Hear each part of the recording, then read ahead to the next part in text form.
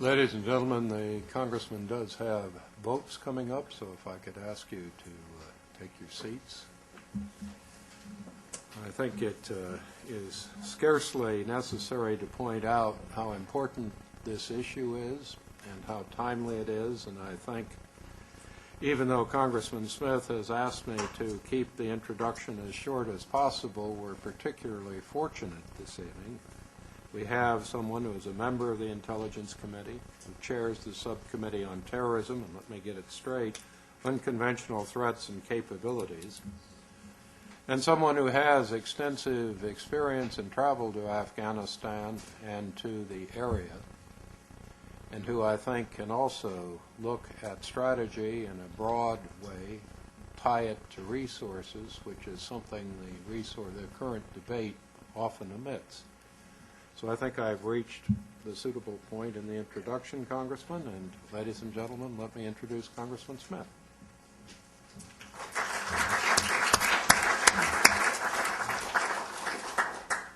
Thank you very much. I really appreciate the opportunity to come and speak about this very important topic, and appreciate CSIS's work on this issue, helping to drive the debate that many folks are having. It's an interesting time in Congress because so much of our focus is on the domestic challenges that we have. The first part really wasn't that good anyway, so I wouldn't worry about it. The focus in Washington, D.C. right now is so much on the domestic issues. We have significant economic challenges, as you're all aware, certainly starting with the financial services industry, high unemployment, many transitions going on throughout our economy, and the ongoing battle over health care. That's where the bulk of the public's focus is. But every little bit as important as those issues is our ongoing struggle against al-Qaeda, and in particular, our efforts in Afghanistan and in Pakistan. This is a critical issue. I represent Fort Lewis Army Base in my district. We have lost over a dozen soldiers in the last month from Fort Lewis in Afghanistan, and it's certainly coming home there. And the threat from that region is very, very real. It is something that we need to focus on. And that the biggest point I want to make is how far away we were in January of 2009 from having a cohesive strategy in Afghanistan.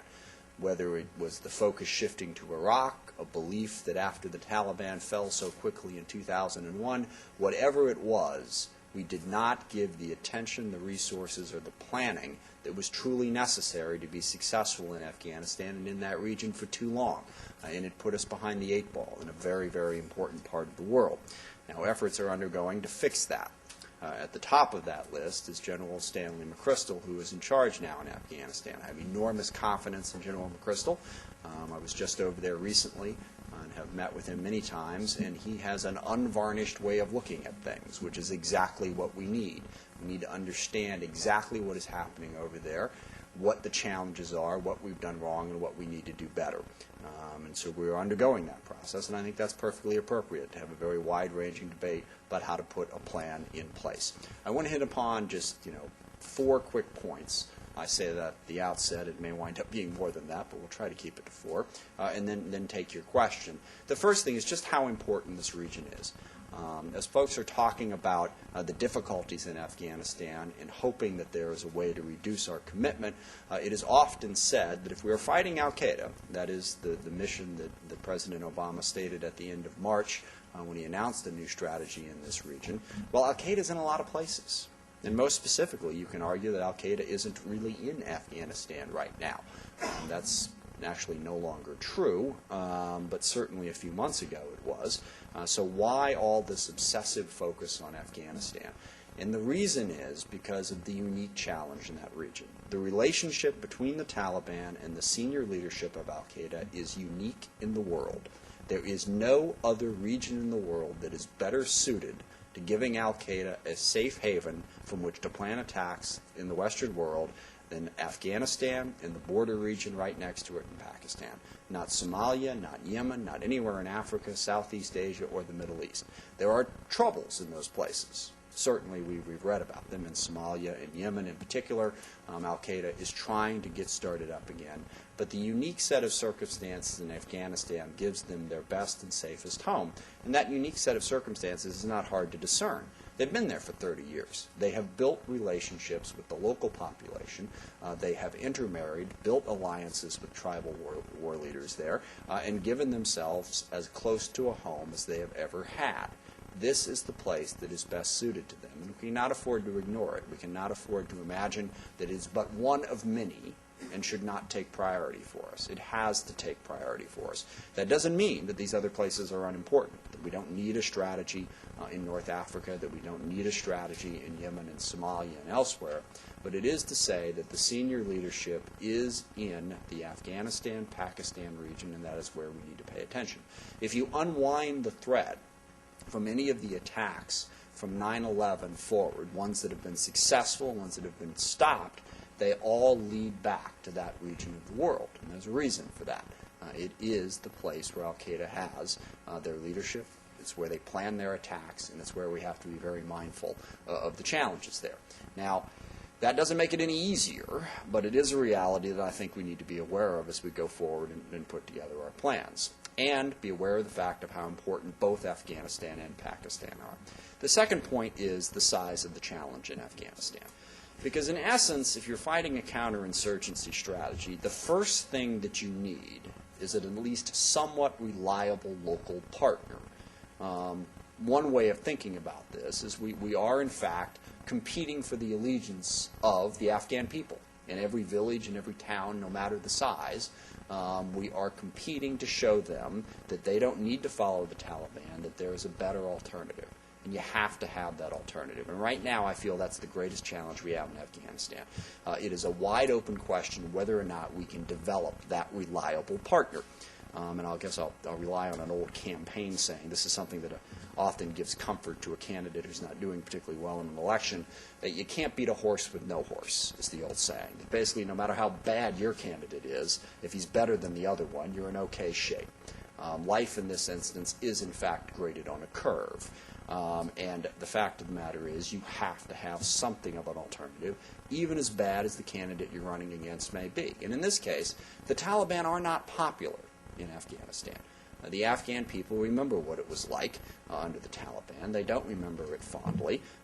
They have many, many issues with Taliban leadership, and they don't want to go down that path again, but they have to have an alternative. The Taliban do have some advantages. They bring a certain order to places most of the time. As brutal and vicious and unfair as that order may be, they do offer it. And so when you look out and say, okay, with the Taliban gone, what is day-to-day life like for people in Afghanistan? Who is making sure that society runs? And here I think we tend to focus a little bit too much on a sort of elevated Western conventions of what civilization and government should look like. You know, whether or not the elections are perfect, free, and fair. You know, whether or not you have this development strategy for a region. From what I can glean from talking to people in Afghanistan, it's a lot more basic. They want the rule of law. They want to be able to get up in the morning and know that they have a fairly dependable day in front of them. And right now, in too many parts of Afghanistan, they don't. The Afghan government is corrupt and incompetent. Starting in the national part of that government. They're not able to provide basic resources. But the corruption creates problems that are even worse than that. If you're going to have to pay a bribe, you at least want to get what you paid the bribe for, in the most basic sense of it. And the problem they have in Afghanistan now is you pay a bribe in one area, and you think, okay, I've got security, or I'm going to be able to drive down that road, or I'm going to be able to sell my goods in this market. And then somebody else shows up the next day saying they want their payment if you're going to be able to do that. There is no structure.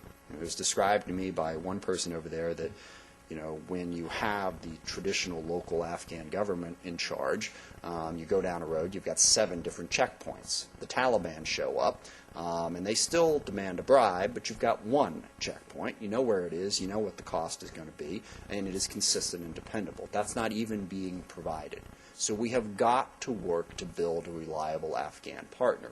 Because in doing counterinsurgency, the mantra that I've heard from my friends in the Special Operations Command in the Philippines and in a variety of different other places where they've worked is by, through, and with. Counterinsurgency doesn't work if you, as an outside force, be it civilian or military, are driving the ship. You have to be there to assist local leaders who are leading that effort, leading the security effort, leading the development effort, leading the basic rule of law effort and governance effort in a given community. We have a lot of work ahead of us if we are going to develop that.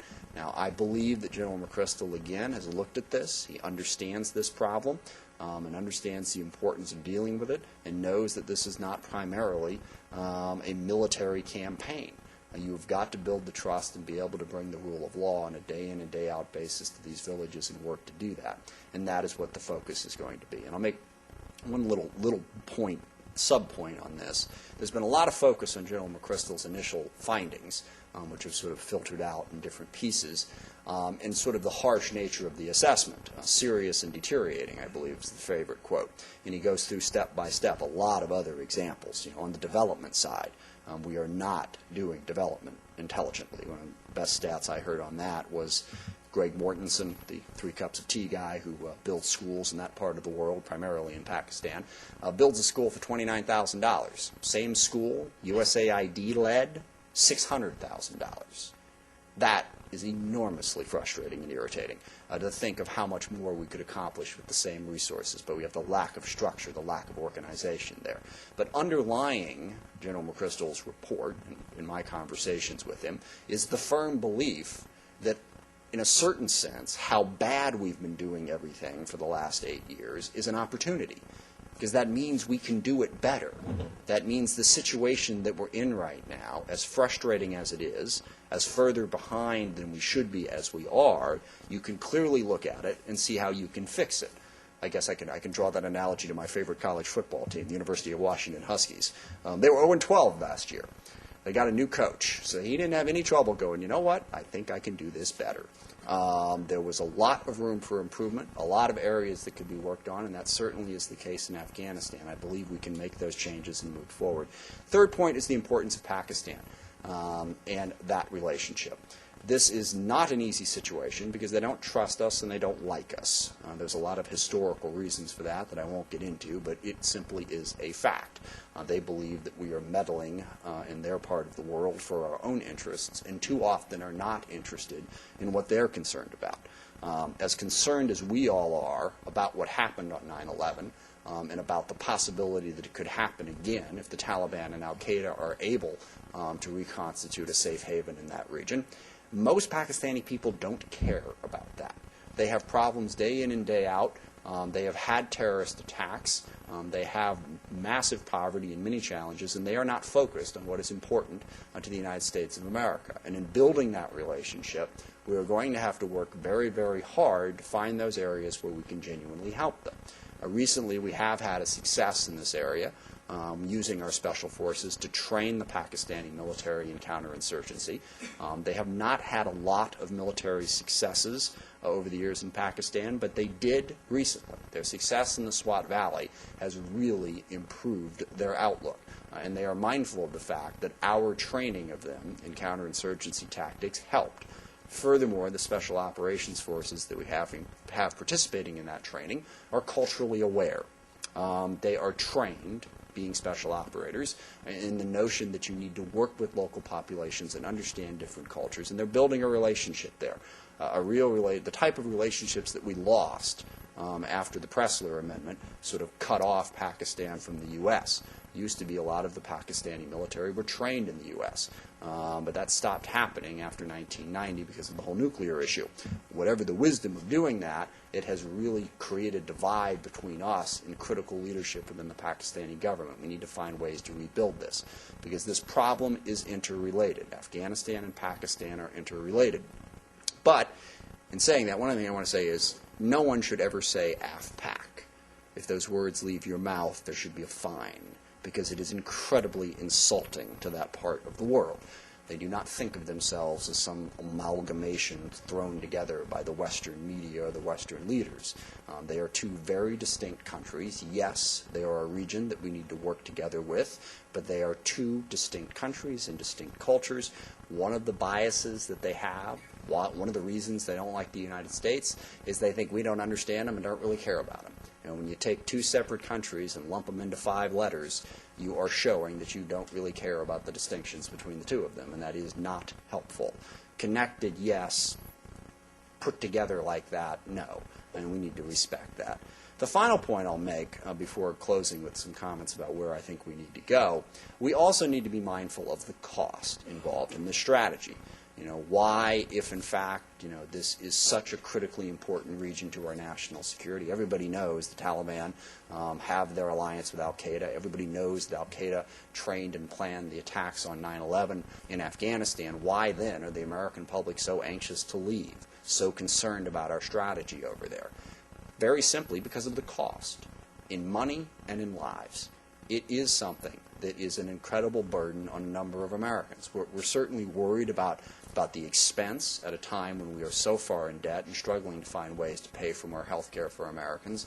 But also, people are touched by the fact that they know families, in many instances, soldiers who are over there, who are putting their life on the line every day, and many of them aren't coming back. As you know, this has been a particularly difficult couple of months.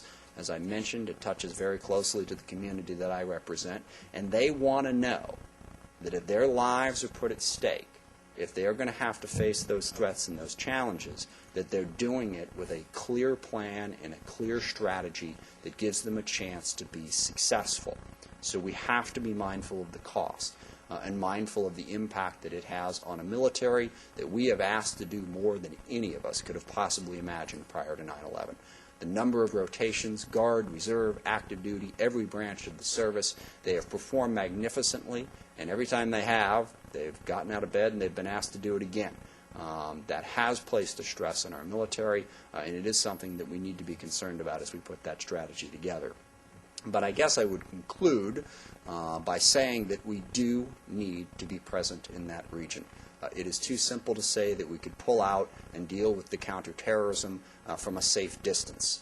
We could not be terribly effective if we did not have a presence in Afghanistan.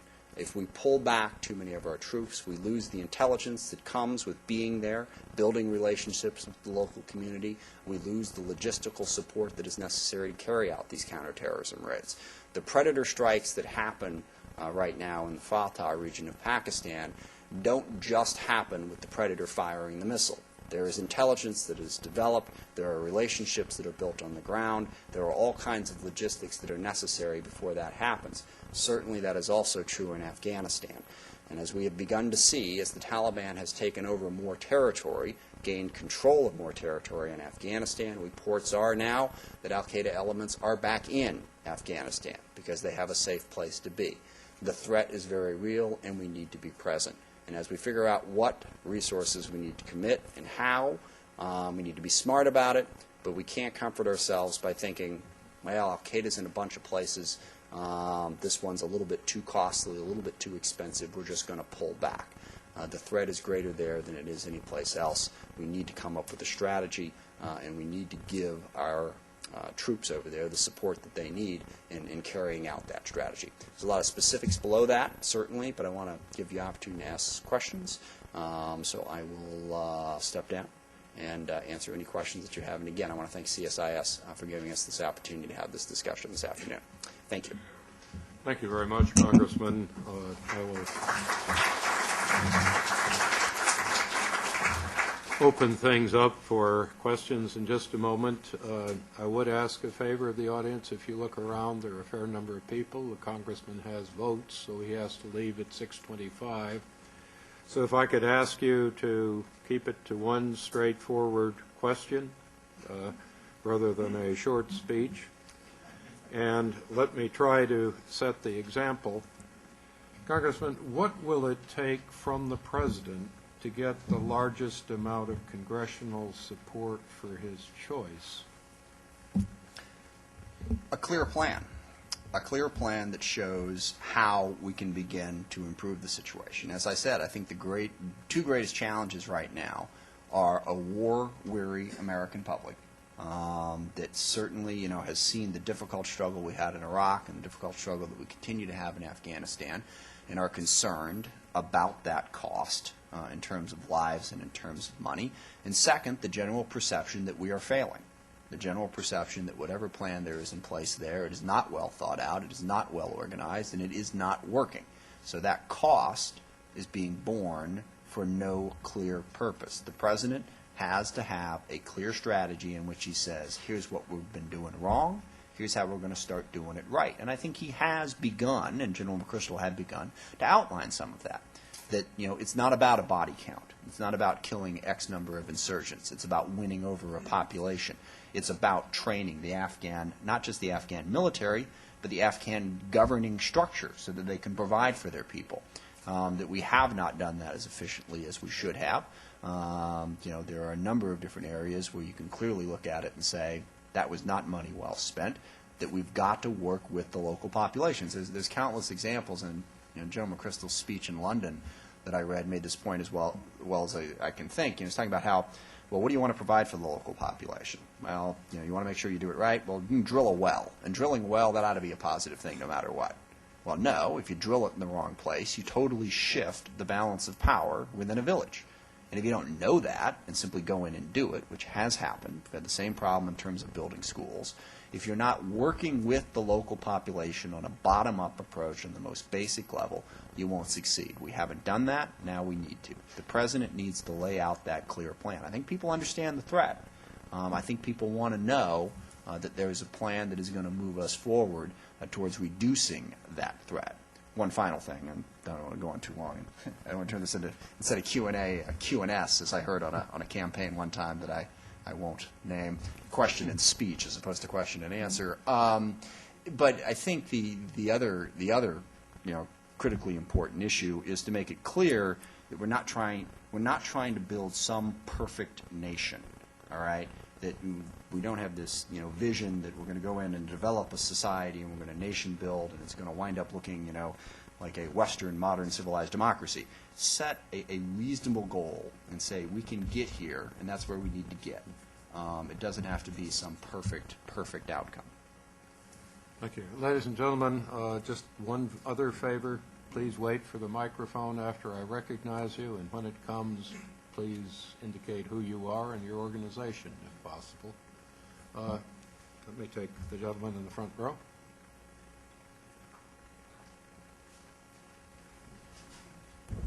Congressman Honor de Borgrave, CSIS. Mr. Haqqani was telling us last week that for the offensive that we'd like to see them launch in the federally administered tribal areas, specifically the two Waziristans, they desperately need helicopters. We've apparently given them 10 Russian-made, and 4 of them do not work. And we lost about 2,500 helicopters in Vietnam, and I'm just wondering why we can't do better. Why we can't do better in terms of providing resources to the Pakistani military? Helicopters. Yes, and helicopters in particular. I think part of that right now is the struggle in that relationship and the lack of trust. And I hope what happened in the Swat Valley and the pushback has begun to build some of this trust. But I think we all here understand the history of the relationship between the Pakistani government and the Taliban. They, to some extent, were allied. They were used as sort of a sword against India in Kashmir and elsewhere, and they built that relationship up. And there is still considerable concern about relationships within the ISI and the Taliban, and whether or not we can truly trust them to carry that out. If we give them helicopters, if we give them military equipment, is it going to be used to fight the Taliban insurgency, or is it simply going to be added to their protection against India? So it's a matter of building up that relationship. And here I see a great deal of hope in the relationship that has begun to be developed between the Pakistani military. In particular, we visited a training unit for the Pakistani Special Forces. There's a real strong relationship that's being built, and they're beginning to see the wisdom and the importance of counterinsurgency. As that develops, I think more helicopters are something we can certainly provide, in addition to night capability, night vision for those helicopters, and a number of other tools that are important to counterinsurgency. But the Pakistani military was primarily not trained in counterinsurgency and was very reluctant to embrace the mission for a while. I think they're there now, and I think we need to build on that, and that certainly would be one way to do that. The gentleman in the front row there.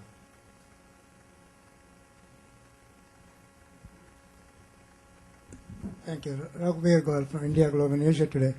Congressman, you are already on the Intelligence Committee. You know better than I say something. Part of my question you have already answered. General Musharraf recently said that most of the aid given to Pakistan in the last 8 years, billions of dollars, most of it was used against India to build up the Pakistani military rather than fighting a global war against terrorism. Now, many think tanks Can we are, keep this to a yes, sir. question, Many please? think tanks are saying that ISI cannot be trusted like in the last 8 years, and also they are saying that epic center of terrorism is Pakistan. So then why don't you go into Pakistan to fight terrorism rather than fighting in Afghanistan? Then that's what they believe, that most of the terrorists are there. Two quick points on that. First of all, trust is not a black and white thing, at least not in my experience. You have relationships that have certain levels of trust, and those levels of trust vary. So, and certainly we have different interests, and we should respect that. As I said in my opening remarks, part of the problem is we can't show up in Pakistan and say, here's what you have to do, because this is what the U.S. wants. And it's unbelievably offensive. I mean, imagine if people showed up in the U.S. and said we had to adopt, these 10, 12 different policies because it's what, I don't know, Brazil wants. And it's like, okay, fascinating. We here in the U.S. are kind of focused on our interests, and the people in Pakistan are focused on their interests as well, and those interests are varied. And we have to respect that, and that trust will slowly be built up. We have some things in common. We have some things that we don't have in common. And we have to be mindful of that as we move that relationship forward.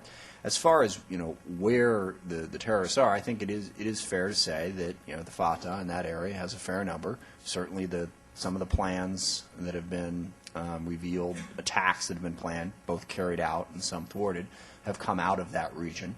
But Pakistan is a sovereign state. We cannot simply show up there with our military without their permission, and they don't want to give it for understandable reasons. What we have to do is we have to work with them.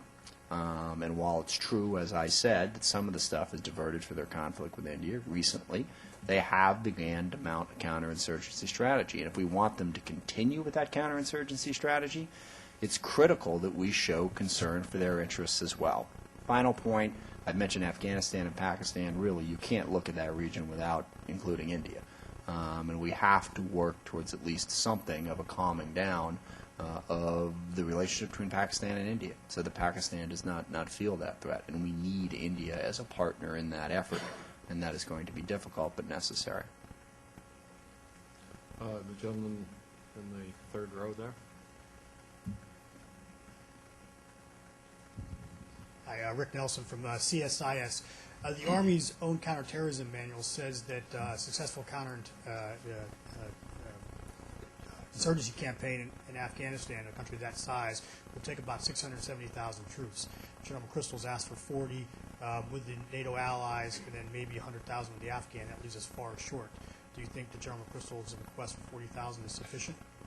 Well, I think that the counterinsurgency manual, and we had this discussion in Iraq and a bunch of other places, I don't think that there is this magical number of troops, that you have to have this perfect level, and if you don't have that level, you can't succeed, and if you do have that level, you will succeed. I think there has been way too much focus on the sheer size of the military force in counterinsurgency. I forget, it's like a 20-to-1, 30-to-1 ratio, something that has to be achieved. I think it's vastly more important what type of relationships you have with the local community, how well you understand the culture, and how well you work with them. That's why when I focus on counterinsurgency, I focus on the by, through, and with language. It always has to be driven from that locality. And when you're talking about the number of troops, you can protect an area with a lot fewer troops if you have a local population that you're working well with. So I wouldn't become obsessed with the number of troops. No, I do not think that you have to meet that 20 to 31 ratio. In a lot of places in Afghanistan, at the moment, you don't really have an insurgency. So just sort of taking the Afghan population and extrapolating out the number of troops that you need to fight it misses that key point. I don't think necessarily that troop levels are the key point here. The key point here is building that reliable local partner. Final thing I'll say about that, though. That said, security is step one in getting there. And in those areas where you have lost security, we're going to have to make one of two choices. Either A, we pour in the necessary number of troops, trying to get as many local Afghan police and army as possible to lead the way, but getting enough troops to provide security. Or B, we're going to step back from that village for a while. We're going to admit the fact that we cannot control it, and we're going to let the local population deal with it as best they can. We may have to do that in some places. That may be the wisest course of action going forward. I don't imagine a situation where we're ever going to completely wipe the Taliban out of Afghanistan or the Fatah for that region. We have to contain and control them, not eliminate them, because I don't think that's going to be possible. So I don't think we should be too taken down the road of, if you don't have X number of troops, it can't possibly work. It really depends on what those troops are doing. It depends on what the civilian side is doing. It depends on what the local population is doing, far more, in my opinion. So the gentleman in the second row there. Congressman Dave Stafford, Northrop Grumman. How can we get the opium trade out of the hands of the Taliban who are financing it, and why can't we use more of our ISR to break up that trafficking network? Well, if I knew the answer to that question, I think I would be in line for a promotion, because that is a vexing question, and I don't have the answer for that. I can tell you that the delicate balance that you're walking is, if you break up the opium trade, you likely make enemies, and you have to walk very, very carefully. And the answer is you have to give them alternatives. You have to give them alternatives, and you have to bring security to those regions that does not allow the Taliban, free reign to conduct the trafficking. But that is far, far easier said than done. I think also I heard from a lot of folks over in Afghanistan that while a lot of money comes in from the drug trade, a lot of money comes in from other places too. Now we're going to focus on blocking financing for the terrorists as best we can, but the general feeling is they're going to get some money, whether it's from sympathetic folks in the Mideast, whether it's from various criminal enterprises worldwide. The idea that we're going to be able to cut off their money, if we could just cut off the opium trade, they wouldn't have the resources they need. They're going to have some resources. We're going to have to confront those resources, and simply walking in there and blocking the opium trade is going to be difficult. Now there was about a 10% reduction year over year. I think we need to keep working on that, keep working on offering alternatives and providing better security down there, but that is going to be tough. I just don't think that our mission by definition fails if we're unable to completely stop that. Gentleman in the third row there. Congressman Steve Donnelly, I was a senior planning advisor in Iraq during the civilian surge, 2007-8. One of the things we heard at a UN brief about 2 weeks ago was a litany of the Afghan reconstruction problems, and what they sounded like was the same omelet we were trying to unscramble in 2007. As this issue becomes more critical, today we had it's Planners Day on the Hill, so planners from the American Planning Association were all over the Hill meeting with different congressmen, but we also had briefs from the UN Habitat Undersecretary on the urban issues, and they laid out a map of the areas of severe urban problems and informal urban settlements, and the map looks like a map of AFRICOM and CENTCOM. So with that particularly in mind, I was wondering if you could comment on any steps we could take to improve reconstruction as a critical element of the overall solution. Thank you. I'm going to go macro on you here. The number one biggest problem that we have is we have a massively screwed up development policy in the U.S. government, just in general. Forget Iraq or Afghanistan for the moment. We show up in a place like Iraq and Afghanistan where all of a sudden it becomes very, very important to get development and governance right. Who the hell knows how to do that? We don't. The structure of our development policy in the U.S. government is spread out amongst 35 or more different agencies that have a tiny little piece of it that are utterly uncoordinated in any way. Nobody has to do it. USAID at this point is a glorified contracting agency. Okay? They don't do development. They go into an area and they go, okay, we need to do this project. Okay, let's get some bids and see who might be able to do it. They contract it out.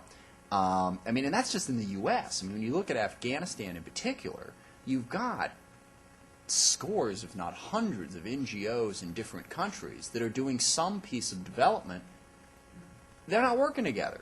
They're stepping over the top of each other in a totally uncoordinated fashion. If you can't tell, this is an enormous sort of frustration for me because there's a way to do this. And this is something worked early on in President Obama's campaign and was very focused on national security. And global poverty is another issue that is very important to me. It's sort of, to my mind, counterinsurgency writ large has the military component of the SOCOM stuff that I work on in my subcommittee, but more important than anything, it has the development global poverty element to it. The lack of opportunity is what leads people to be willing to follow insurgencies. And there's a very clear model.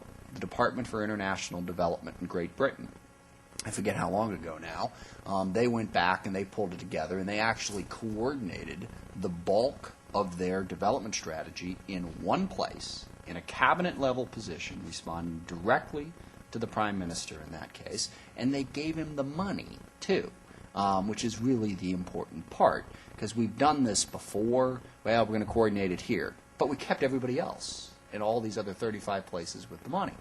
We've been very slow to do this. Now, I know the President is committed to this. There are working groups, the National Security Council. Gail Smith is heading it up, is fabulous, understands this stuff really well. We need to consolidate our development authority, as much of it as possible. I'm under no illusion that we're going to get all of it, but as much of it as possible in one position, and have that position responding directly to the President, and have the money there so that they have the authority to put together a strategy. Right now, it is just a nightmare of a flow chart of people who have a tiny little piece of it that is utterly and completely uncoordinated. The sooner we do this, the better. I know the State Department is reluctant to give up this authority. As much as they totally agree with everything that I just said about the need to coordinate it, the one part they disagree with is they want to be the ones who coordinate it. And I get that, and they're probably good at it, but the problem is, the State Department's got some other things to do. Diplomacy, writ large, peace in the Middle East, dealing with Russia, dealing with China, dealing with all these other things.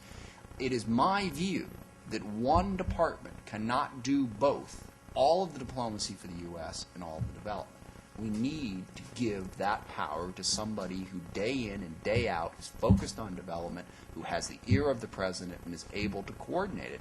Now, that's great. That's not going to happen in the time frame that we need to deal with the challenges that you had to deal with in Iraq and that we have to deal with in Afghanistan. And I guess in the short term, what we have to rely on is Richard Holbrooke, Eikenberry, and McChrystal. These are three very strong-willed people who know how to pull things together about as well as anybody I've seen. I mean, they can do the bureaucratic infighting and get interagency cooperation where you would not have thought it possible. In the short term, we've got to empower them to start doing some of that coordination on the ground in Afghanistan. The gentleman in the third row there, center.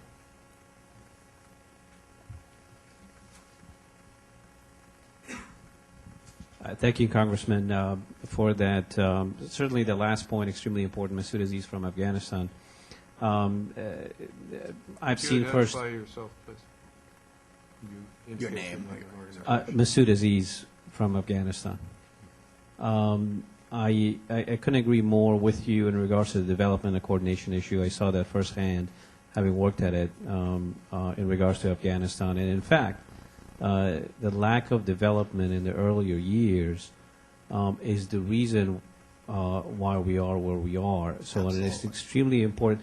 It's certainly an incredibly important tool for the United States foreign policy that needs to be fixed, and you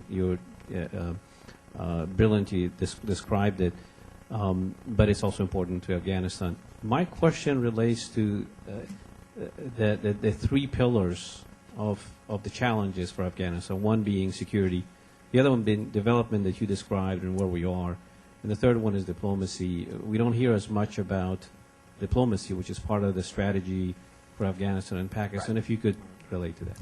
It's an excellent point, and I think that is, I read an article, I think Fareed Zakaria wrote an article about this. The success that we had in Iraq was primarily driven by the Sons of Iraq movement, to my mind, which basically took, depending on how I've heard it counted as high as 100,000 Iraqis, Sunni Iraqis, who were part of the insurgency and flipped them over to being part fighting the insurgency. When you think about getting back to our, how big does the force need to be? I mean, that was a 200,000 force multiplier by finding people who were fighting against us and getting them to fight with us. I don't see any way we succeed in Afghanistan if we are not able to have at least some of that kind of success, if we are not able to go to people currently allied with the Taliban and get them to flip. Because keep in mind, a huge chunk of people in Afghanistan are not really loyal to one camp or the other. The Taliban has a very definitive ideology, but they have a relatively small percentage of people who adhere to that ideology. Others are simply making the classic practical Afghanistan decision. Who's going to win? Okay, who should I be with here? Who's making me the best deal? And they're going with the Taliban as a result. It's the, you can't buy anybody in Afghanistan, but you can rent them. They go back and forth on both sides of that. We have got to be able to go into the different pieces of that network. There's some thought that Hekmatyar and his group is interested in being part of the government if the right set of circumstances came about. There are others in that category. And the Sons of Iraq strategy, which was developed in part by the Marine Corps, I don't want to give them too much credit because I'm sure there's someone in the room here who says, wait a second, the State Department had something to do with it too. They probably did. But the Marine Corps was very instrumental in Anbar in seeing that opportunity, in seeing what would drive apart the insurgency and then working with those people. We have got to do the same thing in Afghanistan because I firmly believe that there are people right now who are fighting with the Taliban who could be converted to fighting against them if we approached it with the right diplomacy, made the right offer, built the right relationships. The lady in the second row there.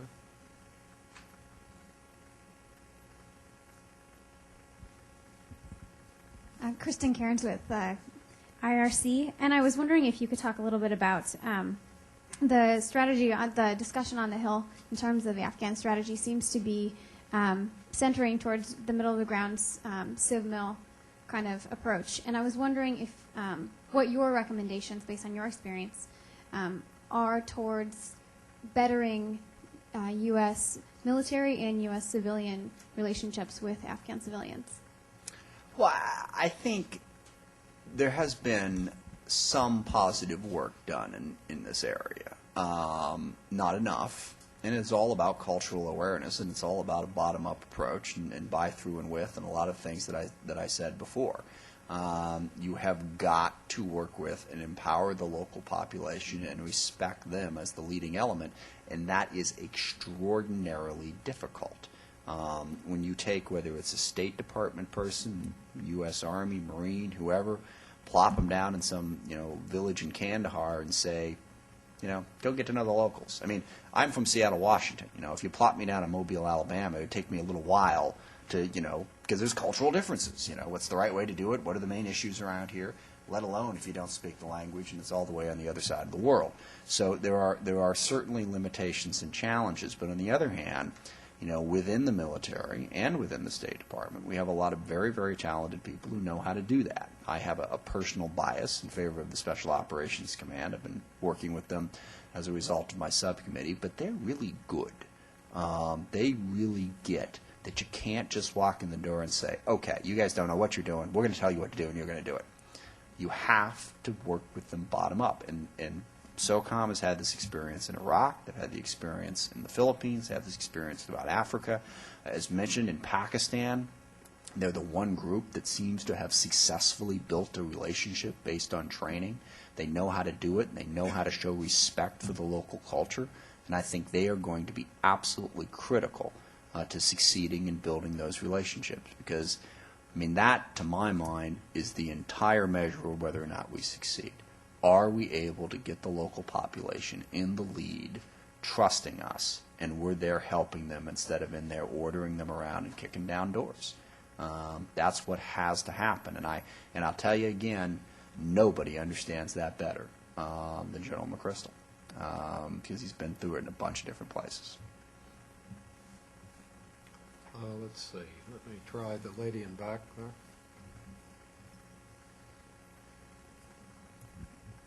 Sahar Khan, CSIS. Afghanistan has been compared to Vietnam on numerous occasions. In your view, how accurate or inaccurate is that assessment? I don't do those comparisons because they're in two entirely different places in two entirely different decades. You learn lessons from a whole bunch of different situations. I once got dragged into sort of making a comment about that, and then people started arguing me about, well, you don't really know what happened in Vietnam, and they're right. I don't. So I'm not going to draw that comparison. I think we need to figure out and learn from a lot of experiences in counterinsurgency, in development with the local population, and go forward. Not get into a battle over which analogy works best. Really focus on the specifics. By definition, as I said, they are different, and we need to understand what's going on now in the particular place that we're fighting, first and foremost. Congressman, I think your staff indicated 6:25. Do we have time for one more question, or should? I'll tell you what, I'll take two more. First vote's usually held open for a half hour, so. All right. Let me try the lady in back then.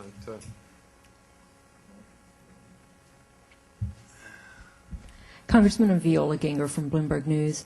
I wanted to ask you what effect you think this period of deliberation is going to have on the potential support from the public and from Congress, from the military, et cetera, will have on the final decision. What effect will this period of deliberation, does it make things worse? Does it widen the divisions? Or would that do you think this would actually help build support in the end? I believe this helps. I believe this is the exact right place to go. I read an editorial by David Serrata, who I don't often agree with, to be honest, but I think on this point he was spot on. We are talking about a major commitment of money and U.S. lives.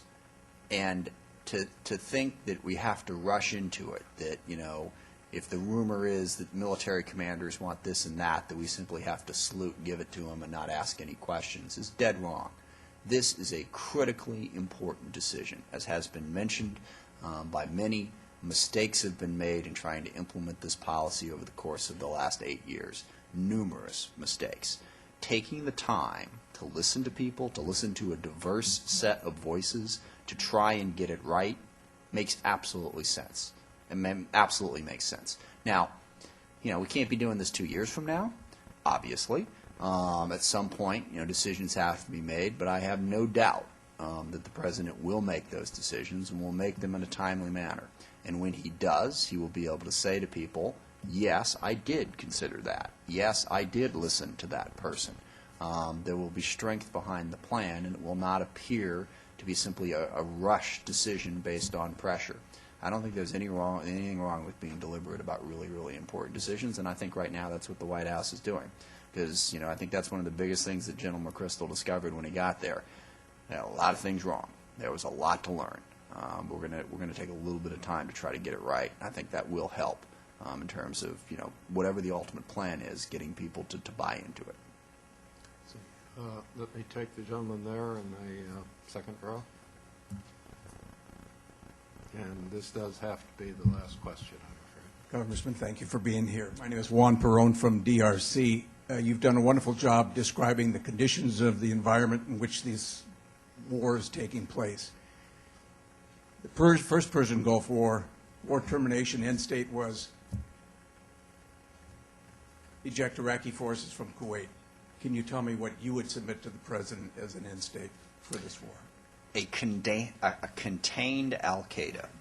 That is the end state. An al-Qaeda that we feel is contained sufficiently that we can stop them from attacking targets outside of that area, Western targets across. Containment, I think, is the ultimate end state. Now, obviously, the one piece of confusion there is the Taliban. Taliban is many, many, many different things. That's why I say contained al-Qaeda other than contained Taliban. There's some Taliban who just as soon al-Qaeda went away. They're only concerned about their village, their community, their only piece of the world. There's others that have grander ambitions to launch terrorist attacks across the world. But a contained al-Qaeda is the ultimate end state that we want to achieve in Afghanistan and also in Pakistan. That's what we have to be focused on. Ladies and gentlemen, thank you very much for coming, and can we thank the Congressman in the usual way? Thank you very much.